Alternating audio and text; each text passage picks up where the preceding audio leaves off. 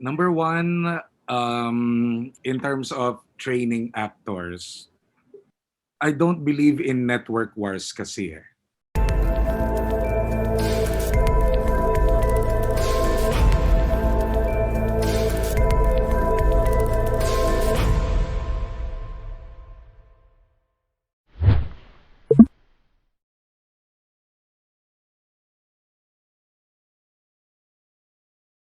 Direct actually no. What there is no choosing. What Direct said earlier. Remember, we have an orientation time um, for those who have enrolled. There's orientation and there's also an interview. No, so we can also see this is whether it's the children or the teens and the adults, and to see also because minsan din po kasi meron pong how would I say mag-a-apply, no, na we will be very truthful with this, no, and maybe undergoing what we call a mental illness. I'll be very honest, no, or something that is very difficult. Hindi po namin, that is not, it's not our territory, it is not our place. So if we realize that the person that wants to take the workshop, medyo hindi pa pwede naming ma-handle. But normally, it's very rare. So there are really, wala namang kaming tini-turn down. There is no such thing as saying that we choose who is going to, we are going to accept, you know, as long as na-interview sila, they understand. And of course, alam nyo naman, wala namang perfect estudyante. We deal with people, we deal with who they are, what they're going through, and we try to help them with that. If the problem is a lot bigger than what we think, then nagmi-meeting din po kami niyan on how to be able to deal with the person, whether it is a child, a teen, or an adult. So, hindi po kami, there is no namimili po kami kung sinong tatanggapin po sa workshop. Ganun po.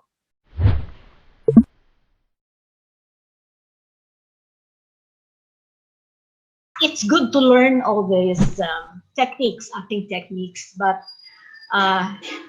they should also work towards making themselves a better person. That's what we always emphasize on. They can have all this training to hone their talents and their skills, but what counts most is of what they become, of who they are. We always would like them to make a better version of themselves. So that's what we always tell them, and to project themselves not only as good persons, not only to their co-participants, but this attitude of theirs should also be projected to the other persons outside of the workshop, to their family, to their friends, and to everybody that they meet along the way in their journey in life.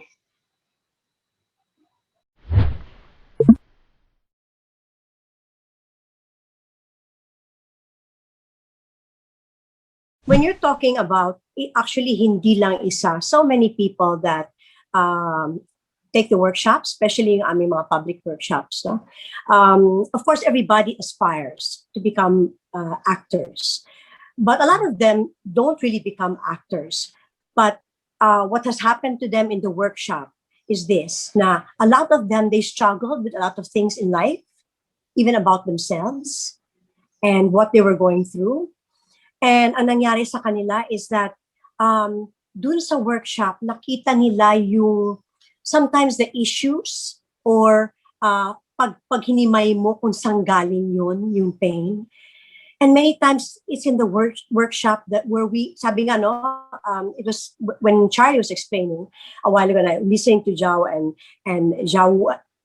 Jawaw or whatever, you know, nakita mo na-absorb nila yung lahat ng tinuturo namin sa kanila, no? One, this is about life as well.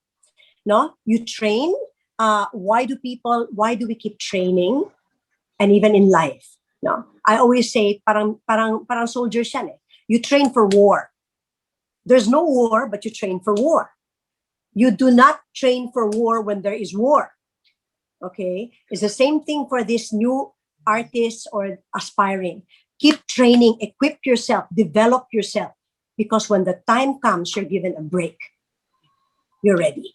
That's exactly what happened to Charlie. Okay? And also, sabi nga nila, no? It's not just about the talent. It's not just about what you know. It's not just about your gift. In the workshop, we teach you to become better human beings. Because we deal with life. We deal with the issues. That's what acting is about. It's about life.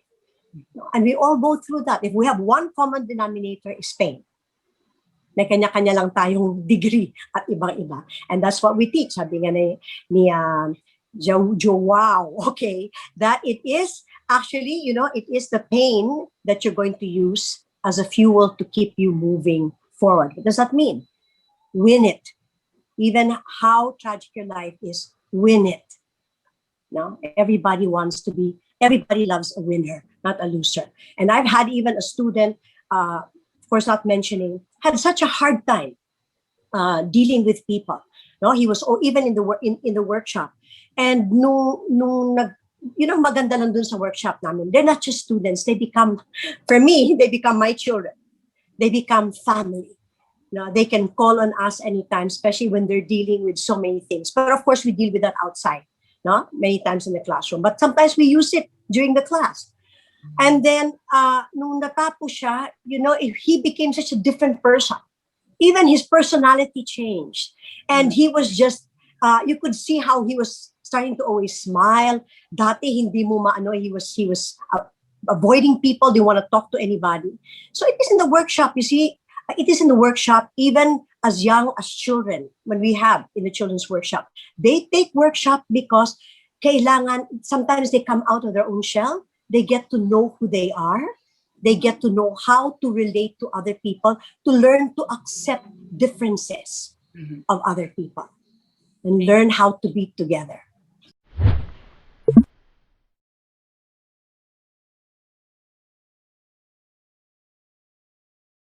Number one, in terms of training actors, I don't believe in network wars kasi eh.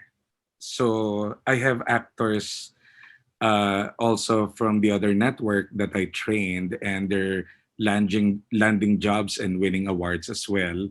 Ako I believe na there shouldn't be any network wars when it comes to training. Lahat tayo nagtutulungan, lahat tayo, kasi I always tell my students, you don't compete with your co-Filipinos, you compete with the world. You compete with the Japanese, you compete with the Koreans, you compete with the Thai, you compete with the Americans, but not with co-Filipinos. Tulungan po tayo. And in terms of training, yeah, I'm so, ito lang ang thought bubble ko doon. Kung lumipat man ng network, lumipat man ng management, show business is all about creating credible and entertaining shows. So, trabaho yun eh, lalo na ngayong pandemic. So, I'm proud of them kapag nagkakatrabaho sila regardless of saan man pong network mapunta.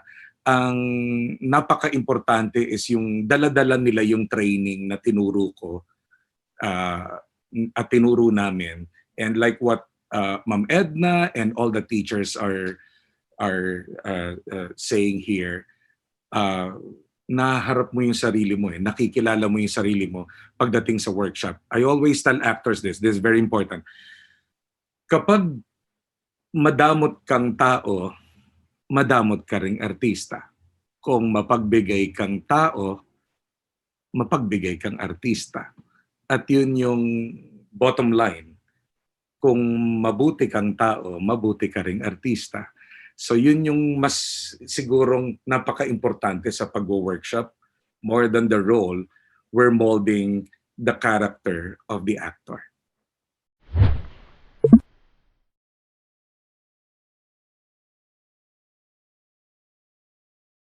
Yeah, Flo, that's a reason why it's so important for us to do orientation kasi it's leveling of expectations.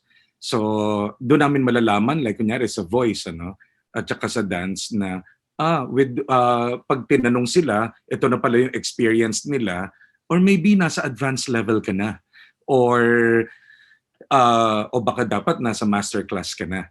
Yung ganon. So natatanong sila. And doon, napag-uusapan yung mga details like what to expect from the workshop. Like sinabi ni Nash kanina na ano yung mga ine-expect din namin as technical as you need to provide your own gadget and you need to have a good signal, as detailed as that, napag-uusapan doon eh. So even yung mga, usually the parents, maraming mga tanong sila, nasasagot namin. At hindi namin pinipilit kung maraming mga nagpapa-orientation pero hindi naman tumutuloy sa workshop, it's okay. Kasi napaka-importante lang na nakikita rin nila what we can offer and nakikita rin namin on their side kung anong ine-expect nila na matutunan from our end.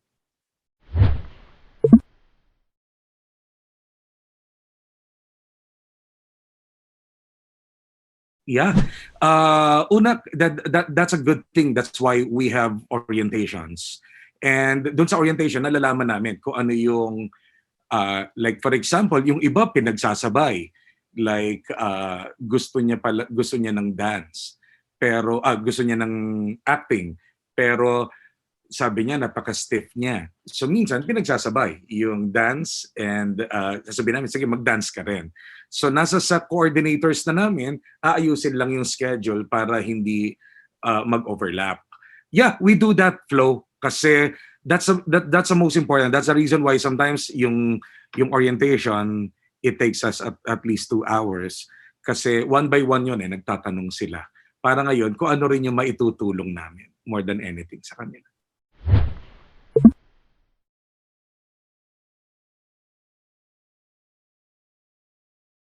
Marami. Marami. Pero like what the other directors, I will just echo them. I would rather work, Marco, with a star, with an actor who's willing to learn rather than working with a star who is diva already at hindi na teachable. Kasi I always tell them, I would rather work with an actor na masipag at kahit wala pang talent yan. Promise. Bigyan mo lang ako ng panahon because dapat kasi ang acting tinitreat natin na marathon, hindi sprint. Promise. Pagsisipagan ko, gagawin kitang award-winning actor. But kung yung artista nandito na kagad, sarado na yun eh. Alam mo yun? Kaya ang lagi ko sinasabi, there are a lot of stars, but few are actors. Ulitin ko, a lot of stars, but few are actors. Kasi kapag artista ka, may disiplina ka. Pag artista ka, nag-aaral ka. Kasi alam mo na I don't want to see you in role 1, in film 1, and in film 2. I want to see the character themselves come to life. At sino ba magpapabuhay doon? Ikaw bilang artista. Yung karanasan mo na nilalagay mo doon. And kung hindi ka nagbubuhat, di ba tayo, magbuhat ka ng barbell para malabas yung mga tabang yan at magkaroon ng abs. Ang artista may emotional abs din. And hindi overnight. Hindi kagaya ng star ngayon. Di ba? Kunyari, nag-post ka lang doon. Bukas may 1 million views ka para ka ng BTS, ano ka na, sikat ka na. Pero yung acting ability, yung being teachable, nade-develop yun eh. Nagkakaroon ka rin ng emotional abs. At yun dapat, ang artista, their time is their friend and being patient. Napaka-importante nun.